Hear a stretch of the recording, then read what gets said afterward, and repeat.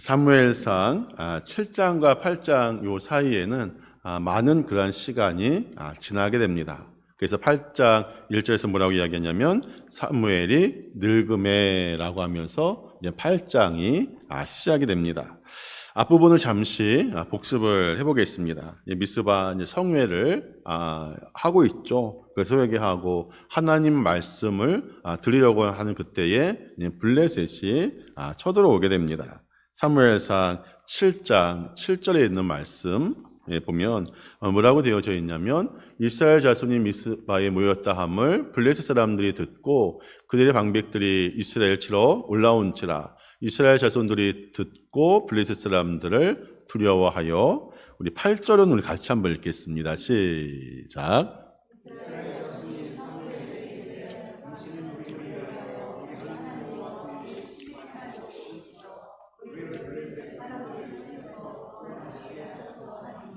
네, 지금 이스라엘 백성들이 미스바의 광장으로 소집령이 내려서 다 모여 있는 상황입니다. 그 모인 목적이 하나님 앞에 다시 회개하고 하나님의 말씀을 들으려고 하기 위해서 모였죠. 근데 블레셋 쪽에서 보면 저들이 이스라엘 사람들이 한 곳에 모여 있는 것을 보고 이제 이스라엘이 반역을 하려고 하나 보다라고 하면서 이제 블레셋이 군대를 이끌고 이스라엘로 오게 됩니다.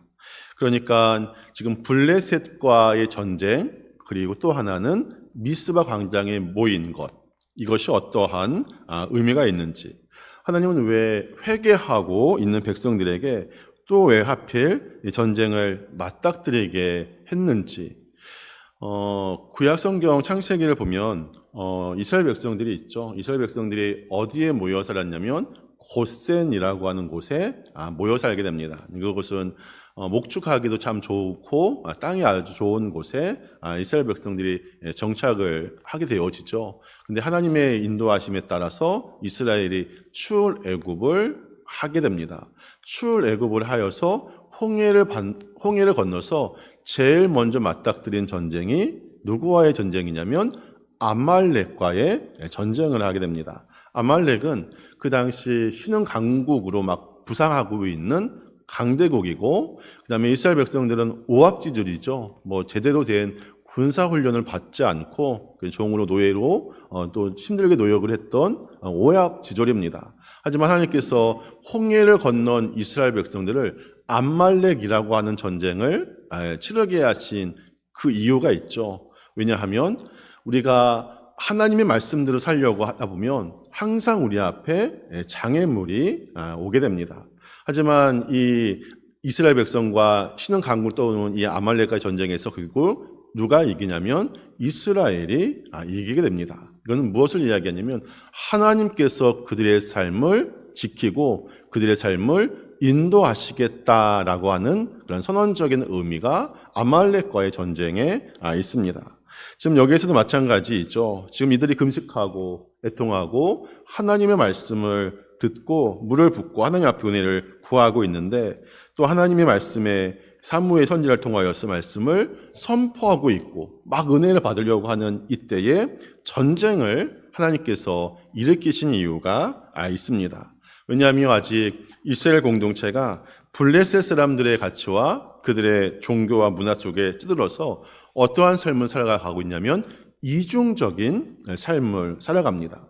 온전하게 하나님의 백성으로서의 삶을 살아가지 않고 하나님의 백성, 하나님도 예배하면서 이방신도 바알과 아세라를 섬기는 그런 이중적인 삶의 모습을 보이고 있습니다. 제가 아내를 50% 사랑한다라고 하면 제 아내가 싫어하겠죠. 마찬가지입니다. 우리의 삶도 50%, 99%가 아닌 100% 온전한 순종을 하나님께서 우리에게 요구하십니다. 그것은 우리의 어떤 순종, 우리의 헌신, 우리의 노력을 요구하시는 것이 아닌 하나님 앞에 온전한 순종을 드릴 때 그때 누가 역사하시냐면 하나님께서 바로 역사하시는 삶을 경험하게 됩니다. 내가 내 인생을 개척해 나가는 인생이 귀한 것인지 아니면 하나님께서 이끄시는 대로 가는 삶이 행복한 삶인지 후자이죠. 내 인생을 내가 개척해 나가는 인생만큼 힘든 것이 없습니다. 성경은 우리에게 뭐라고 말씀하고 있냐면 너의 길을 너가 개척해 나가라 라고 이야기하지 않습니다. 나에게 맡기라. 나에게 맡기라. 그러니까 우리가 우리에게 요구하시는 것은 하나님 앞에 온전한 순종을 하나님께서는 우리에게 요구를 하십니다. 하지만 지금 이스라엘 백성들은 어떠냐면 가나안의 애굽에서 출애굽할 때는 여호와 하나님이 필요하지만 지금 정착하고 농경 문화를 짓고 풍요와 번영은 유일신, 그때는 남자신이라고 생각을 하겠죠. 혼자서는 번영하고 번창할 수가 없습니다. 부부가 있어야 번성하고 번창할 수 있는 것처럼 지금 하나님도 섬기고 또 바알도 섬기면서 삶을 살아갑니다. 그래서 지금 이스라엘 백성들이 회개하다가 전쟁을 치르게 되어지는데 이 전쟁의 승패가 어떻게 되어지냐면 그 승패가 병력의 수나 다른 것에 상관이 없이 그 전쟁의 승패가 결정이 됩니다. 그런데 사무엘이 하나님 앞에서 이 백성들을 불쌍히 여겨달라라고 기도하니까 전쟁이 어떻게 끝나냐면 10절 말씀 우리 같이 한번 보겠습니다. 시작.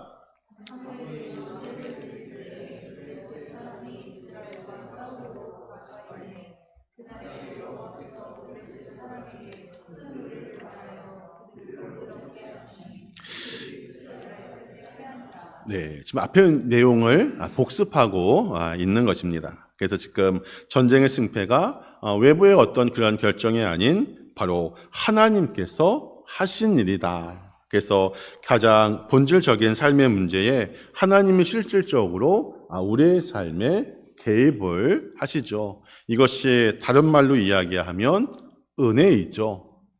우리가 은혜라고 하는 말을 자주 이야기를 합니다. 저도 하나님의 은혜였습니다 라고 이야기하지만 은혜의 뜻이 무엇일까? 한번 생각해 보신 적이 있나요?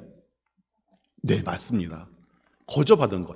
받을 자격이 없는 사람이 하나님의 사랑, 하나님의 은혜로, 하나님의 사랑으로 거저받은 것을 은혜라고 합니다. 우리가 구원받은 것도 마찬가지이죠. 또 제가 이 앞에 서 있는 것도 여러분들이 하나님의 자녀가 되어진 것도 어떤 자격이나 공로가 아닌 하나님의 은혜였음을 우리가 고백하게 됩니다. 그래서 지금까지 이스라엘 백성들에게 어두웠던 그 이유가 바로 그들의 믿는 고백과 삶이 달랐기 때문입니다. 다시 이야기하면 삶과 신앙이 일치가 되어지지 않았습니다. 주일날 성경책을 들고 교회에 오는 것을 믿지 않는 사람들이 감동하지는 않죠. 감동하지 않습니다. 감동하는 것은 우리가 월요일부터 토요일까지 또는 금요일까지 직장에서 우리가 어떻게 행동하는지 정말 믿는 자로서 삶을 모습을 보여주면서 삶을 살아가고 있는지 아니면 세상 사람들과 별반 다르지 않는 삶을 살아가고 있는지 세상 사람들과 별반 다르지 않는 삶을 살아간다면 삶하고 신앙은 결코 괴리가 되어지죠. 그렇기 때문에 우리의 삶은 따로 구분이 되어지는 것이 아닌 바로 삶이 신앙이고 삶이 믿음이 되어져야 합니다.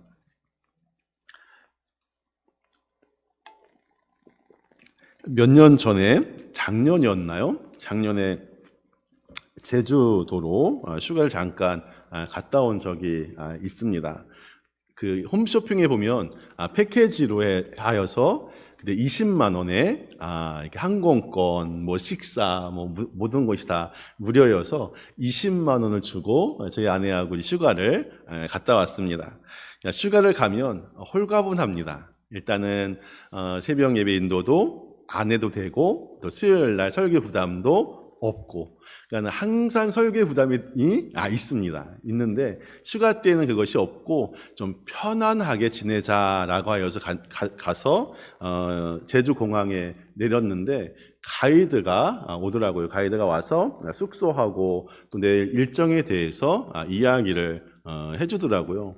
그러면서 그분이 저에 대해서 알고 있는 거는 전화번호하고 이름 정도만 알고 있고, 우리가 무슨 일을 하는지 알지를 못합니다. 그러면서 몇 마디를 이렇게 하고 나서 숙소하고 뭐 일정하고 이렇게 얘기를 하다가 문득 저희 아내한테 뭐라고 이야기하냐면, 혹시 목회자 부부 아니냐고, 목사님 아니냐고.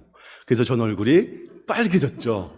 왜냐하면 그냥 좀 편안하게 그냥 목사가 아닌 척 하면서 그냥 휴가를 즐기려고 하였는데 목사님 아니냐고. 그러니까 저희 아내가 맞다고, 목사님이고 교회 또 사모다라고 이야기를 하였습니다. 저는 얘기를 안 하기를 바랬는데, 그러면서 숙소에 와서 내가 삶을 잘 살았구나라고 하는 생각이 들었습니다. 왜냐하면 내 인상 속에 목회자라고 하는 그러한 인상이 있어서 잘 살았다라고 하는 생각을 하게 되었습니다. 그리고 나서 어떻게 되어졌냐면, 항상 이렇게 식사 자리면 항상 목사님 자리, 여기는 목사님 자리라고 특별하게 좋은 곳으로 항상 이렇게 해주시고, 항상 우리 목사님이라고 가이드분이 또 그렇게 이야기를 해주시고, 또 거기에 같이 여행 갔던 분들도 또 잘 섬겨주시고, 또 저희도 잘 섬김을 받고 온 기억이 있습니다. 우리의 삶은 따로가 아니죠. 항상 우리의 삶 가운데 예수 그리스도의 향기가 나는 삶을 살아가야 합니다. 사람의 냄새가 나는 것이 아닌, 항상 별툭 치면 향기가 나오듯이 그리스도의 향기를 바라는 그러한 모습이 우리에게 있어야 합니다. 지금 하나님께서는 뭐라고 말씀하고 있냐면, 지금 회개하고 있는 이 현장의 전쟁을 일으키게 함으로써 너희들이 정작 필요한 것은 하나님, 나다라고 하는 것, 다른 것 덧붙일 필요가 없이 나다라고 말씀하시는 그러한 이유를 하기 위해서 이 전쟁이 일어나게 됩니다. 제 1계명은 모든 10가지, 9가지의 계명을 대표를 하죠. 그래서 첫 번째 계명이 너는 나 외에는 다른 신을 내게 두지 말라. 너와 나 사이에는, 너는 나 외에는 이라고 하는 것은 너와 나 사이에는 어느 것도 껴있어서는 안 된다라고 말씀을 합니다. 우리가 보통 날이 흐리고 비가 오고 하면 내 날이 흐렸다, 해가 안 떴다라고 이야기하지만 해는 항상 뜨죠. 구름이 있기 때문에 날씨가 흐리고 비가 오는 것처럼 항상 우리의 삶 가운데 그 구름이 있는지, 죄가 있는지 늘 점검하고 늘 하나님 안에 거하는 그러한 삶을 살아가시기 바랍니다. 그렇다면 여러분들이 경험하지 못한 놀라운 역사를 하나님께서는 여러분들을 통해서 이루어 가실 것이다 라고 분명하게 말씀합니다. 우리가 하나님은 다 하십니다, 하나님께서 다 하십니다 라고 하지만 정작 하나님께서 다 하신다 라고 하는 그런 믿음이 우리에게 있는지 다시 한번 우리의 삶을 돌아보시기 바랍니다. 우리 12절 말씀을 한번 보겠습니다. 12절 말씀을 보고 우리 말씀을 8장을 들어가도록 하겠습니다. 제가 읽겠습니다. 사무엘이 돌 취하여 미스바와 센 사이에 세워 이르되 여호와께서 여기까지 우리를 도우셨다 하고 그 이름을 에벤에셀이나 하니라. 그러니까 여기서에서 이 에벤에셀은 여기까지가 아닌 과거에도 또 현재에도 또 미래에도 하나님께서 도우셨다라고 하는 좋은 그런 의미로 사용이 되어집니다. 하지만 앞에서 사용되었던 에벤에셀이 나오죠. 사무엘상 4장에 보면 에벤에셀이 나오는데 바로 그것은 그 법궤를 빼앗기고 어떻게 보면 앞에서의 그 에벤에셀은 치욕의 장소이기도 합니다. 그래서 참된 그 치욕의 장소인데 7장에서는 실추되었던 그들이 다시 하나님 앞에 회개하고 하나님 앞에 돌아오고 다시 말씀 가운데 삶을 살아가겠다라고 그 고백하는 이 순간 바로 7장에서는 바로 하나님의 영광이 회복되어지는 그러한 장소로 되어집니다. 우리가 걷는 인생 길목마다 또 하나님의 기념비가 세워지는 그런 은혜가 있어지게 달라라고 제가 말씀을 드렸습니다. 성경에 보면 그간의 내용들이 생략이 많습니다. 많은 세월이 흐르죠. 그래서 8장은 사무엘 늙으며라고 시작을 하게 됩니다. 이제 그의 기운도 빠지게 됩니다. 그래서 역사의 무대로 퇴장할 시간이 다가오죠. 사무엘에게는 두 아들이 있습니다. 한 아들의 이름은 요엘인데 혹시 PPT 있나요? 다음. 네. 여기 보니까 한 아들, 첫째 아들의 이름은 요엘, 그리고 이 요엘이다라고 하는 이름은 여호와는 하나님이시다. 그 다음에 또 두 번째 아들의 이름은 아비야, 하나님은 아버지이시다. 참 이름이 좋죠. 네, 이름이 어떻게 보면 참 좋습니다. 하지만 지금 아버지가 기대했던, 또 이름을 지으면서 기대했던 그의 삶에 그렇게 나타나지 않죠. 사무엘도 마음대로 안 되는 것이 있습니다. 바로 아들들에 대해서는 잘 안 된 것 같습니다. 그들이 지금 두 아들은 그 사사로서의 직임을 감당을 하죠. 사사로서 감당을 하게 됩니다. 2절과 3절 말씀을 우리 한 절씩 한번 교독을 해보도록 하겠습니다. 2절 말씀에 보면 장자의 이름은 요엘이요 차자의 이름은 아비야라. 그들이 브엘세바에서 사사가 되니라.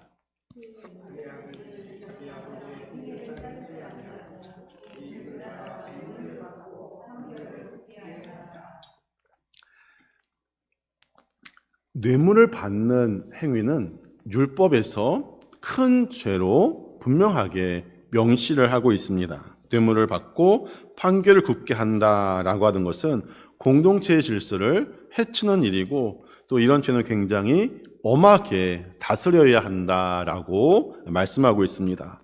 보통 사람도 아닌 사사. 이 사사는 다스리는 자 또는 영적 중개자 또 재판자라고 하는 그런 의미가 있습니다. 사무엘이 마지막 사사이고 선지자가 되어지죠. 그래서 이제 사사로서 이제 나이가 들어서 두 아들에게 사사의 직임을 맡기지만 그렇게 아버지처럼 삶을 살아가지 못합니다. 성경에 보면 아들 때문에 욕을 보는 경우가 있죠. 사무엘상 1장에 보면 엘리의 두 아들 홈니와 비느하스, 홈니와 비느하스가 있는데 어떻게 보면 아버지도 영 신통치 않았죠.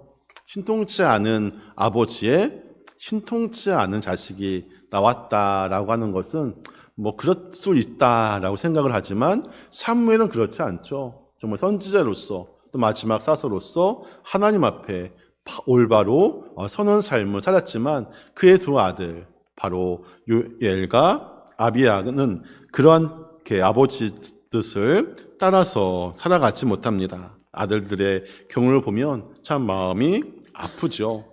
어디를 보냐면 사무엘상 12장을 보면 12장 1절부터 4절까지 말씀을 우리 한 절씩 한번 교독을 해보도록 하겠습니다. 12장 1절 사무엘이 온 이스라엘에게 이르되 보라 너희가 내게 한 말을 내게 다 듣고 너희 위에 왕을 세웠더니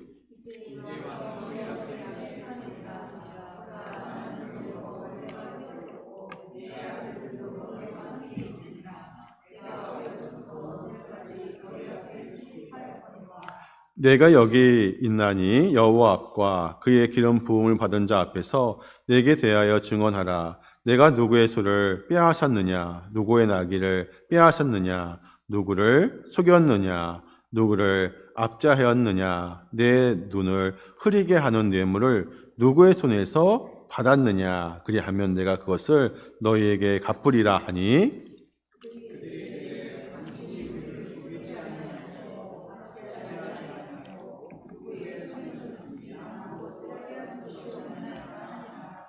사무엘은 그 사사의 직임을 감당하는 동안 깨끗하게 그리고 백성들에게 스스로 밝히고 질문하자 백성들이 그에 대한 답을 하는 장면을 방금 보았습니다. 뭐라고 이야기하냐면 그들이 당신이 우리를 속이지 않았고 또 압제하지 않았고 누구의 손에서 빼앗은 것이 아무것도 없습니다. 라고 이야기를 합니다.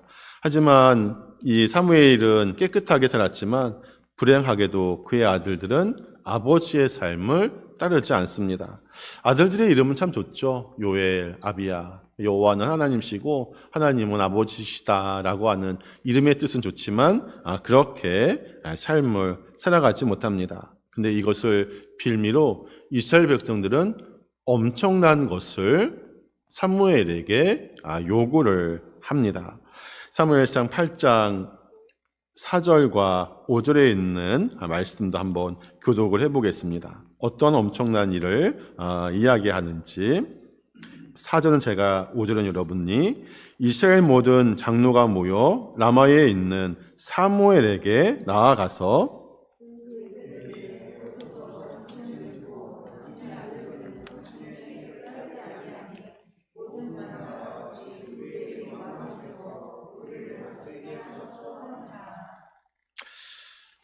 사무엘 당신은 늙었고 아들들은 뇌물을 받고 판결을 하니 도저히 우리의 지도자로서 삼을 수 없으니까 우리에게 눈에 보이는 왕을 달라라고 이야기를 합니다.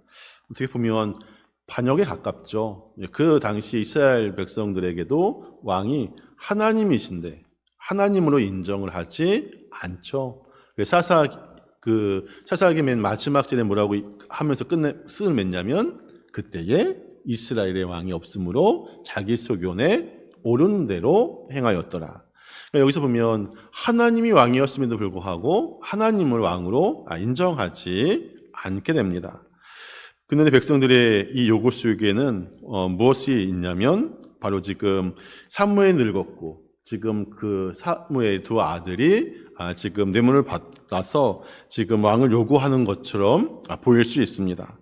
하지만 이것은 아니죠. 항상 이스라엘 백성은 호시탐탐 보이는 왕을, 그러니까 눈에 보이지 않는 하나님의 리더십이 아닌 눈에 보이는 왕, 바로 블레셋처럼 다른 이방 나라들처럼 눈에 보이는 왕을 달라라고 이야기합니다. 눈에 보이는 왕이 있으면 강력하게 또 우리를 통제할 것이고 또 강력하게 또 일사불란하게 움직이고 우리를 강대국으로 만들 것이다. 그러니까 눈에 보이지 않는 왕이 아닌 눈에 보이는 왕을 달라라고 이스라엘 백성들이 사무엘에게 요구합니다. 그러면서 사무엘상 8장 5절에서 뭐라고 이야기하냐면 밑에 세 번째 줄이죠. 나라와 같이, 모든 나라와 같이 우리에게 왕을 세워 우리를 다스리게 하소서. 모든 나라와 같이 우리에게도 눈에 보이는 왕을 달라라고 이야기를 합니다. 출애굽기 32장에 보면 모세가 십계명을 받기 위해서 올라갔을 때 밑에서는 바로 금송아지를 만들고 우상을 만들죠. 왜냐하면 눈에 보이는 뭔가가 있어야 하니까. 눈에 보이는 금송아지를 만들어서 이 금송아지가 바로 우리를 애굽에서 종되었던 애굽의 우리를 인도하여 낸 신이다라고 하면서 눈에 보이는 것을 섬기게 됩니다. 이스라엘 백성들의 눈에 보이는 것, 확실히 보이는 리더십을 구하죠. 하지만 지금 성경은 그것을 무엇이라고 이야기하냐면 우상이다. 눈에 보이는 것은 어떻게 보면 우상일 수 있습니다. 제가 와서 제일 먼저 했던 이야기가 기억이 납니다. 눈에 보이는 것, 귀에 들리는 대로 우리의 마음이 요동치면 안 된다. 눈에 보이는 것이 좋지 않을지라도 또 귀에 들리는 것이 좋은 소식이 아닐지라도 거기에 요동하면 안 된다라고 제가 말씀을 드렸습니다. 눈에 보이는 것이 중요한 것이 아닌 눈에 보이지 않는 하나님, 그 하나님의 리더십에 순종하는 그러한 믿음이 우리에게 필요합니다. 교회는 그렇게 움직여서는 안 되는 공동체이죠. 교회는 보이는 리더십이 작용하고 또 강력하게 이끌어 가서는 안 됩니다. 보이지 않는 리더십, 바로 하나님의 말씀에 순종하는 곳이 바로 교회 공동체입니다. 보이지 않는 리더십이 무엇이냐면 하나님의 리더십이죠. 보통은 목회자들이 뭐라고 이야기하냐면 나를 따르라 라고 하면서 강력한 카리스마로 교인들을 끌고 가는 경우가 있습니다. 어떻게 보면 그것이 필요할 때도 있지만 그것이 하나님보다 앞서면 반드시 거기에는 문제가 생깁니다. 그래서 제가 항상 하는 말이 저를 따라오십시오. 저를 본받으십시오. 라고 설교하지 않습니다. 저도 인간이기 때문에 불완전하고 넘어질 수 있습니다. 우리가 바라봐야 할 대상은 저가 목회자가 아닌 바로 예수 그리스도, 예수님만 바라보고 나가는 그러한 삶을 우리가 살아가야 합니다. 이 백성들은 결국 자기들의 현실적인 문제를 제대로 파악하지 못하고 바로 보이는 리더십을 갖기를 원합니다. 주변 나라들이 모두 갖고 있는 그 왕정제도, 그것을 이야기합니다. 왜냐하면 지금 이스라엘 백성들은 많은 이방 나라의 침략을 받습니다. 이방 나라의 침략을 많이 받기 때문에 눈에 보이는 왕이 있으면 우리도 다른 나라와 같이 강대국이 되어질 수 있고 또 그 왕이 우리를 보호해 줄 것이다 라고 이야기하지만 이스라엘 백성들은 지금 잘못 생각하고 있는 것이죠. 이방 민족이 이스라엘을 칠 때에는 그들의 삶을 보면 하나님을 떠나 있는 삶을 살아가기 때문에 하나님께서 징계의 의미로 이방의 민족을 들어서 이스라엘을 치게 됩니다. 그러니까 왕이 없어서 이스라엘이 이렇게 이방 민족의 침략을 받은 것이 아닌 바로 하나님을 제대로 예배하지 않고 제대로 섬기지 않았기 때문에 하나님께서 이스라엘을 치게 됩니다. 근데 우리가 한번 생각해야 할 것이 있습니다. 생각할 것이 있는데 바로 그것은 죄를 짓는데도 아무 이상이 없이 그럭저럭 잘 살아가는 경우를 보게 됩니다. 내가 죄를 지었고 내가 말씀대로 살지 않았는데 그냥 다 형통하고 다 잘 돼요. 이게 하나님의 은혜구나라고 생각할 수 있는데 그렇지 않습니다. 내가 하나님의 말씀대로 삶을 살아가지 못하는데도 불구하고 모든 일이 잘 되어진다면 그것은 하나님께서 내버려 두신 것일 수 있습니다. 이미 버려 둔 것일 수 있고 그냥 그렇게 살아가라고 말씀을 하시죠. 하지만 제일 무서운 것은 무서운 형벌을 내리지 않는 것. 그것이 어떻게 보면 가장 무서운 것일 수 있습니다. 왜냐하면 하나님으로부터 떨어져 있다라고 하는 것이기 때문입니다. 그렇기 때문에 우리가 늘 삶을 항상 뒤돌아봐야 합니다. 내 삶 가운데 내가 어떠한 삶을 살아가고 있는지 우리가 늘 우리의 삶을 돌아보면서 하나님의 징계가 오기 전에 바로 하나님을 찾고 하나님을 바라보는 그러한 삶을 살아가야 합니다. 지금 이스라엘은 바로 눈에 보이지 않는 하나님을 신뢰하지 못합니다. 그래서 눈에 보이는 왕을 달라라고 이야기하는 것을 우리가 보게 되어지는데 우리의 삶도 마찬가지입니다. 우리의 삶도 하나님을 신뢰합니다. 하나님을 믿습니다라고 하는 그 믿음이 우리에게 있어져야 합니다.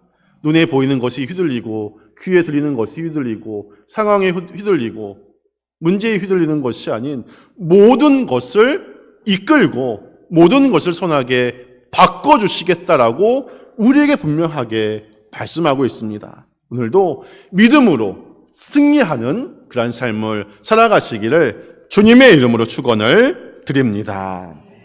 기도하겠습니다.